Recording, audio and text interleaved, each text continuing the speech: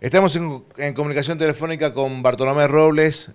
Barto, muy buenos días. Gracias por atendernos. ¿Cómo estás? Hola, buen día, ¿qué tal? Un gusto, un saludo grande. Un gusto Bueno, siempre hablar con ustedes. bien, pasaron las elecciones de estas PASO presidenciales. ¿Cuál es el análisis que se hace justamente desde el espacio político suyo? Bueno, la verdad que en el caso particular de Mendoza eran eh, números cercanos a lo que preveíamos, digamos. Por ahí, en el caso específico de San Martín, nos sorprendió que el espacio de Milei superara ampliamente al espacio de Juntos por el Cambio, siendo el candidato a vicepresidente de nuestro departamento. Eso la verdad es que no lo teníamos como una posibilidad en el caso específico de San Martín, pero bueno, ha sido la línea general de gran parte de la Argentina, el fenómeno de un voto al espacio más que al espacio, a la figura de Milei, ¿no? Eh, un voto que cómo se analiza teniendo en cuenta que Milei no viene con una trayectoria política dentro de ningún espacio, sino que bueno, comenzó siendo y dando sus opiniones con respecto a la economía de la Argentina y fue ganando espacios y que la Yo creo gente haya adoptado justamente a esa imagen como una de las posibilidades de gobierno para este año. Yo creo que Milei, la figura de Milei se convierte hoy en la oposición en la Argentina, en la primera oposición. De hecho, hace poquito hizo una declaración diciendo que Bullrich era su segunda marca y que de hecho llevaría a Macri como canciller. Eh, Creo que pues, vuelvo a decirlo, el fenómeno de Milei, más que un espacio, la figura de Milei mismo hoy como la oposición representó a mi criterio un voto, si se quiere, emocional, donde indudablemente se pudieron expresar muchas personas de distintos extractos. No, yo creo que más allá de los análisis que se puedan hacer de quiénes fueron los votantes de mi ley, nos podemos llegar a encontrar y sorprender con que hay de diferentes tipos de, de personas, tanto en niveles de educación como en niveles de poder adquisitivo, como en cuanto al nivel etario referido a la edad, que encontraron en Milei una manera de expresarse.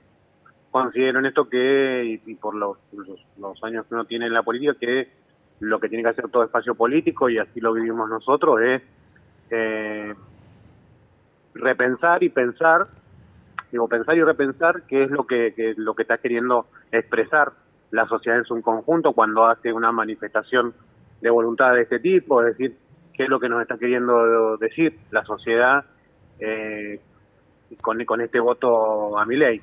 Eh, Vuelvo a decirlo, convirtiendo una figura en la primera oposición en la Argentina. Y Lo, creo que en eso hay mucho para trabajar, porque por ahí, y lo dije al principio, es un voto emocional que no siempre tiene que ver con un voto a conciencia o con un voto pensado en base a las propuestas específicas de mi ley.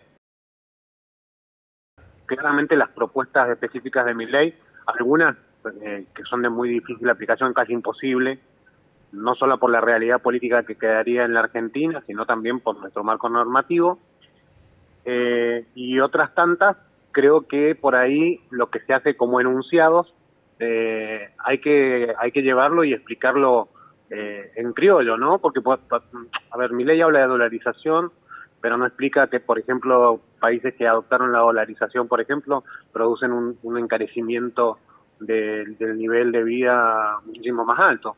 Eso va a implicar, por ejemplo, en la Argentina, que la situación que hoy ya es un problema se vea mucho más agravada y que muchas más personas fuera del sistema, de poder acceder a distintos servicios, beneficios y productos.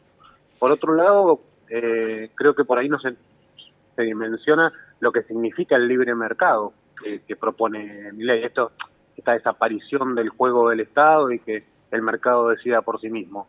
Creo por ahí, sobre todo en zonas como la nuestra, no se termina de entender que, por ejemplo, los aportes no reintegrables que se vienen entregando desde hace un tiempo a esta parte, sosteniendo gran parte de la base de la vitivinicultura de nuestra región y de Mendoza, no tienen nada que ver con las propuestas de Milei y de la libertad de mercado. O sea, cualquier tipo de regulación de la economía o del mercado no está dentro del pensamiento de Milei. Está hablando de una economía de libre mercado. Entonces, por eso hablo un poco de ese, digo, genera cosas mucho más simples y más sencillas, como tienen que ver con el acceso a la salud pública, el acceso a la educación pública, y un montón de cosas que nadie dice que eso no lo pagamos. Eso lo pagamos entre todos para beneficio de todos o de muchos. En el caso de Milei, lo que está proponiendo es el acceso para unos pocos, los que lo puedan pagar, y eso hay que decirlo así. Pero creo que es una etapa larga de 2 meses donde ya no tiene que ver con la figura o con hablar más fuerte o más bajo o gritar o hacer un espectáculo para la televisión, sino discutir a fondo, pensar y repensar qué tipo de país queremos y quién nos representa realmente en base a nuestra situación. ¿Cuál va a ser el panorama de aquí a octubre? Mira, lo que se vio en el día de ayer tiene que ver básicamente con que los mercados responden a las expectativas políticas que hay. Creo que en esto el ministro de Economía, desde que asumió el cargo, está haciendo un trabajo de estabilización permanente, cuestión que no es sencilla para nada y que vino agravándose desde el gobierno de Macri para acá.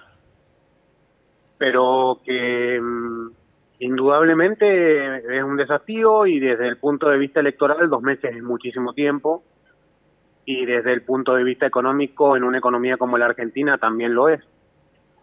Y entonces creo que poder anticiparte hoy cómo sería desde el punto de vista social, creo que va a ir decantando un poco porque una cosa es votar a alguien que posiblemente o a lo mejor podía llegar a ser presidente de la Argentina y otra cosa es votar a un posible candidato real a gobernar el país. Creo que esas son las cosas que vamos a ir repensando todos los argentinos, todas las argentinas y vamos a ir un poco desmembrando la idea, ¿no? Sabes que a mí me trajo un recuerdo ayer, un cura amigo de mayor ya, de Junín, que me decía siempre, usted, mijito, nunca tome decisiones, ni cuando esté muy enojado, ni cuando esté muy contento. Porque cuando está muy enojado, cuando está muy contento, la emocionalidad le va a tapar todo lo bueno y todo lo malo de la decisión que va a tomar. Y creo que por eso digo que el voto por ahí del domingo fue un voto más emocional que racional, y creo que en estos 2 meses vamos a tener tiempo también para poder ir estudiando cada uno de los planteos de los candidatos más allá de las formas, ¿no? De esto del show. Creo que se acaba un poco el espacio de los showman y se empieza a ver un poco más los planes de gobierno.